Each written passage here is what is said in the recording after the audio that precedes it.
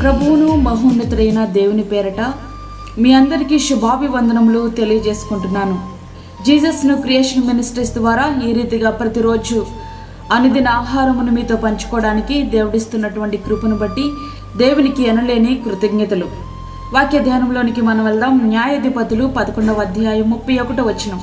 నేను అమ్మోనీయుల యొద్ద నుండి క్షేమంగా తిరిగి వచ్చినప్పుడు నన్ను ఎదుర్కొనుటకు నా ఇంటి ద్వారం నుండి బయలుదేరి వచ్చినదేదో అది యెహోవాకు ప్రతిష్ఠితమగును, మరియు దహన బలిగా దాన్ని అర్పించదని అనను.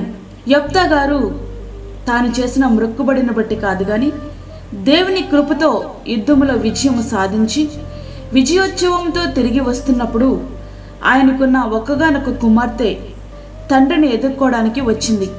ఆనందమంతా ఆవిరయ్యింది, దుఃఖం కట్టలు త్రెంచుకుంది. అయినప్పటికీ చేసిన మ్రొక్కుబడి విషయంలో తలవంచిన వారు కాదు యెఫ్తా గారు. తాను చేసినటువంటి మ్రొక్కుబడి తాను చేయవలసింది కుమార్తెకు తెలియజేశాడు. యెఫ్తా కుమార్తెలో ఉన్నటువంటి నిజాయితీ, విధేయత మనకి ఎంత స్పష్టంగా ఇక్కడ కనబడతా ఉంది. ఆమె పేరును పరిశుద్ధాత్ముడు లిఖించలేదు. సృష్టి చరిత్రలో దేవునికి అర్పింపబడిన ఏకైక ప్రత్యేకమైనటువంటి బలి అర్పణ. ఆమె పురుషుని ఎరుగనే లేదు. న్యాయాధిపతులు 11వ అధ్యాయం 40వ వచనం.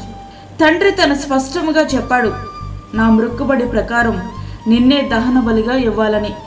అట్లాంటి పరిస్థితులలో ఆమె కోపంతో రగిలిపోవాలి. నీవు నన్ను బలి ఇవ్వడం కాదు, నిన్నే చంపేస్తా అంటూ ఊగిపోవాలి. అసలు నీవు తండ్రివేనా అంటూ నోటుకొచ్చినట్లు మాట్లాడాలి. ఇక్కడ మనకేమీ కనబడట్లేదు. దేవునికి చేసిన మ్రొక్కుబడిని చెల్లించకపోవడం తేలిక విషయం కాదని ఆమెకు కూడా తెలుసు. తనేమంటుందో తెలుసా? ప్రశాంతంగా, డాడీ నన్ను బలి ఇవ్వాలా? అట్లానే చేయండి, దానికి నేను సిద్ధమే. చూడండి, ఆమె మాటలు ఊహలకే అందవు కదా. అంతేకాదు, యెహోవా నరబలి కోరతాడా అంటూ దేవుని సహితం నోటికొచ్చినట్లు దూషించే పరిస్థితి. కానీ అట్లవేమీ కనబడట్లేవు సరికదా. యెహోవా నామమును ఎంత గొప్ప చేస్తుందో చూడండి. యెహోవా నీ శత్రువులైన అమ్మోనీయుల మీద పగ తీర్చుకుని ఉన్నాడని అతనితో అనెను.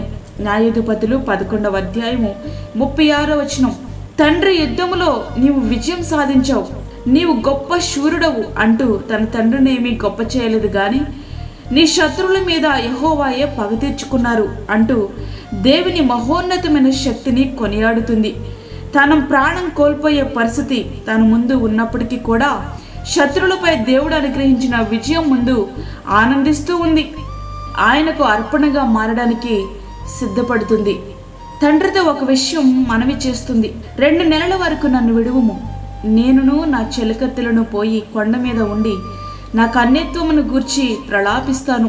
న్యాయాధిపతులు 11వ అధ్యాయం 37వ వచనం. కన్యత్వము గురించి ప్రలాపించడం అంటే ఇశ్రాయేలు స్త్రీలు వివాహము చేసుకోకపోవడం, పిల్లలను కనకపోవడం సిగ్గు, అవమానముగా భావించేవారు. ఇప్పుడు యెఫ్తా కుమార్తె కన్యగానే వివాహము కాకుండా దహన బలిగా అర్పించబడవలసి ఉంది. దాని నిమిత్తం తన అవమానమును తీసివేయబడడానికి కొండలకు వెళ్ళి 2 నెలలు ప్రలాపిస్తాను అని తండ్రి దగ్గర సెలవు తీసుకుంటుంది. ఈ దినాలలో తాను ఎట్లాంటి నిర్ణయమైనా తీసుకోవచ్చు. తండ్రి నుండి దూరంగా వెళ్ళి తనకు నచ్చిన వారిని వివాహం చేసుకోవచ్చు. కానీ ఆమె అట్లా చేసినది కాదు. తండ్రి దగ్గర సెలవు తీసుకున్నట్లుగానే 2 నెలల కన్యత్వం కొరకు ప్రలాపించింది. తనకు తాను పరిశుద్ధమైన అర్పణగా తన జీవితాన్ని సిద్ధపరచుకుంది. అట్టి రీతిగానే దేవుని కొరకు అర్పణగా మారింది.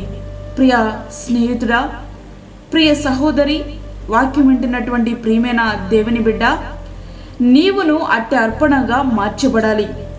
అట్లా అని బలులు, దహన బలులు ఆయనకు అక్కరలేదు. కానీ నీ శరీరేచ్ఛలను చంపుకొని సజీవ యాగముగా నీ శరీరాన్ని దేవునికి సమర్పించుకున్నటయే నిజమైన అర్పణ. అదే ఆత్మీయమైనటువంటి బలి. అట్టి బలిని ప్రభు నీ నుండి కోరుతున్నాడు. మరి సమర్పించడానికి నువ్వు సిద్ధమా? నీవు ఆదర్శవంతమైన వ్యక్తిగా దేవుని కొరకు నీ జీవితాన్ని అర్పించే కుమార్తెగా నువ్వు ఉంటున్నావా? ఒక్కసారి ఆలోచించుకో. ఈ యొక్క యెఫ్తా కుమార్తె దేవుని కొరకు తనను తాను అంకితం చేసేసుకుంది. తన జీవితాన్ని దేవునికి అర్పించేసింది. తన తండ్రిని తను చేసినటువంటి మొక్కుబడి విషయంలో ఎదురు తిరిగి ఒక్క మాట కూడా ఆమె మాట్లాడలేదు. తన జీవితం అంతా కూడా దేవునికి అర్పణగా అర్పించేసుకున్నట్లుగా స్పష్టంగా ఇక్కడ మనకి కనబడతా ఉంది. ప్రియమైన స్నేహితుడా, నీ జీవితాన్ని దేవునికి అర్పించడానికి నువ్వు సిద్ధంగా ఉన్నావా? సజీవ యాగముగా నీవు దేవునికి సమర్పించుకుంటున్నావా? చాలామంది తొందరపాటు కలిగి మొక్కుబడులు చేసుకుంటారు. దేవుని సన్నిధిలో మొక్కుబడి చేయకుండా మనకు ఇది ఒక గొప్ప హెచ్చరిక. చాలామంది దేవునికి మొక్కుబడులు చేసుకుంటారు కానీ దేవునికి చెల్లించరు.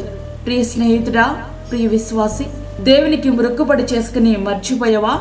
ఒక్కసారి గుర్తు చేసుకో, మరలా ఆ మొక్కుబడిని చెల్లించు, నీ జీవితాన్ని దేవునికి అర్పించు.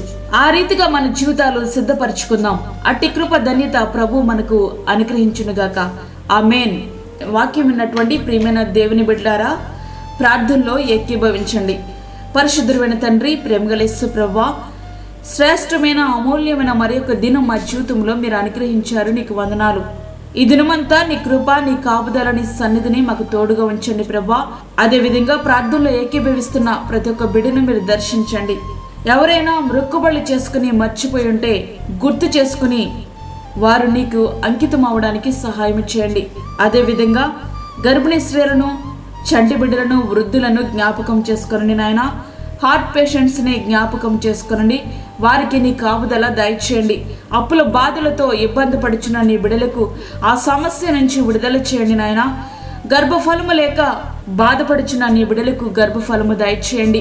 అదే విధంగా దూరదేశంలో ఉండి వాక్యం ఉంటున్న నీ బిడ్డలకు కావలసినటువంటి నీ కృపను అనుగ్రహించండి. వారికి నీ ఆదరణను దయచేయండి నాయన. నీకు స్తోత్రములు.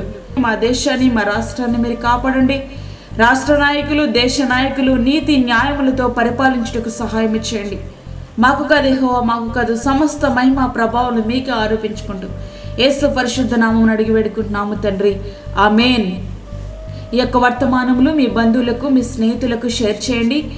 దేవుని పనిలో మీరు కూడా పాలిభాగస్తులు కండి. అదేవిధంగా మీ ప్రార్థన అవసరతలు మాకు తెలియచేయండి. మా ఫోన్ నెంబర్ 9177377559.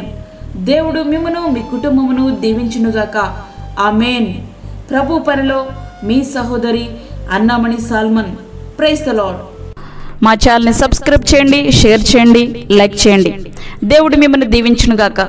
ఆమేన్.